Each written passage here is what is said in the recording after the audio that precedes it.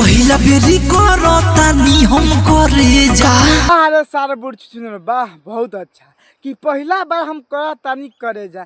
अरे सार बुढ़ छुछुनर क्या चाहता कि पटा के पेल दी हक देम दे सारा झूठ कितना बोलता कि पहला बार करतानी तो झाड़ छिले बा।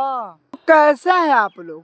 आज हम फिर से पेल दिए हैं शैलेश प्रेमी एंड एक भौजी के। तो आज की वीडियो बहुत गाना फाड़बा ऐसे कहते हैं भाई लोग वीडियो के जल्दी से के लास्ट तक बहुत मजा आई। तो वीडियो बना के बस एक ही मकसद है आप सभी को दिल से हंसाने के लिए, ना किसी को दिल को ठेस पहुंचाने के लिए। तो बिना कोनो बकचोदी के आज के वीडियो स्टार्ट करते हैं। कैसे करी काम नहीं करता भेजा। अच्छा कैसे करी काम काम करत नहीं के भेजा। देखो भैया हम बताओ तानी भौजी का लहंगा उठा के अपन खोल के भौजी गाड़ी में कस के पहले भौजी ऐसे कह दिनू बड़ी मजा आई। सार वो छू ना इनके करे के पता नहीं के तलार चटब हम करे जा। भौजी का करो ना सार बुढ़ छुचुन हमें बताओ भौजी का करो मतलब कैसे बात करता यार कि पहला बार कर करे जा। अरे सारा ये सबके पता बानू कि कोनो लेके पहला बार केहू के ना करेला ऐसे मुठ मार के आ रखबे तखन लेके गान लेके आ रखबे तबे भौजी के पटा के पेल तरे। ऐसे तो हम नहीं मान सकत कि तू पहला बार करता काहे कि तू सार बहुत तेज बार। कैसे करी काम नहीं करता भेजा। देखा सार तुम्हारी अभी हम ताके उपाय बताइए कि भौजी के लहंगा वो उठा के अपन खोल के पटा के पेल दो।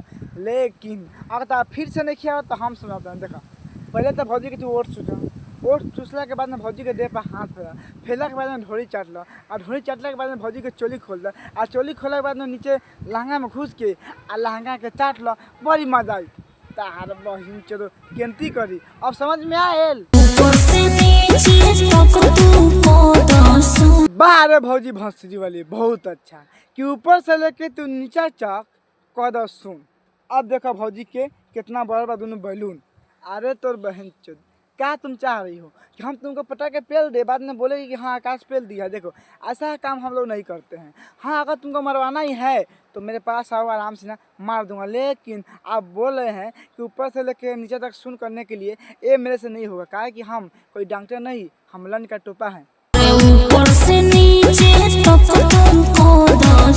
तार बहन क्या चाहता रही हो कि पटा के पेल दी मतलब फिर से कहला भैया फिर से कहला कि ऊपर से नीचे तक सुन भाई लोग भौजी ड्रेस पहले भी आनू अगर भौजी के हेता था दोनों आम लोकत आनू ये देखने के बाद में मन तक काटे खाली मतलब कुछ भी यार बहन के मतलब यार दिमाग खराब होता है यार।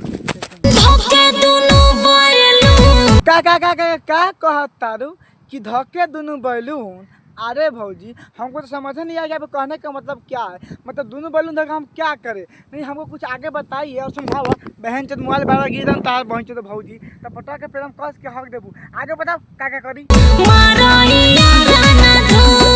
बारे तारा बहनी के गानी में शकल बना के लंड पे लो वाह बहुत अच्छा कि यार मारा आना धून।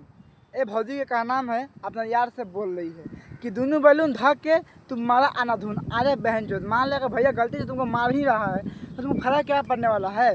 कुछ फर्क पड़ेगा नहीं पड़ेगा भैया थक जाएंगे लेकिन तू नहीं थकेगी इसलिए क्या कि तू पहले से मरवा के ना बजर हो गई है। बजर होने के बाद में तू आई है शादी करके अब अपना भतार से यार से मनाने की कोशिश करिए लेकिन कोई नहीं पेलेगा क्या कि तो जवानी खत्म हो गया है। देखा भौजी जैसे तू कह तारू कि धके दोनों बैलून आ मारा आना धुन इस पर हमें कोनो दिक्कत नहीं है। अक्सर सब कोनो जितना भी मर्द बा शादी होकर आए चाहे ना होकेला लेकिन मैं तो गलत मत समझ हम बात सुनाते हैं। शादी होने के बाद भी या नहीं होने के बाद भी कोई भी पहले बैलून छू के दबाता है तो प्यार करता है जब वो भी जो भी करता है पूरे बैलून धर के मारता है तो इसमें कोई कहने वाली बात नहीं है। लेकिन तुम कह के बता रही है कि धके दोनों बैलून। अरे ये सब किसी को बताया नहीं जाता है।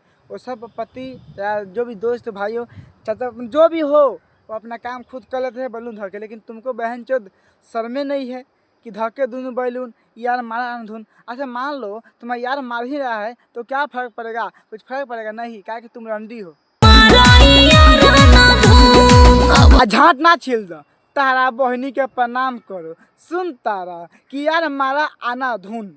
थू थू थू थू बहन चोद पागल कहीं की तुमको मरवाने का इतना शौक है तो बुला लेना मेरा बारका बाबू को आके पटा के पेल देंगे। बहन चोद अपने यार के बोल रही है कि यार धक्के दोनों बैलून मारा आना धुन। हाँ हम बहन चोद भाग बहन चोद।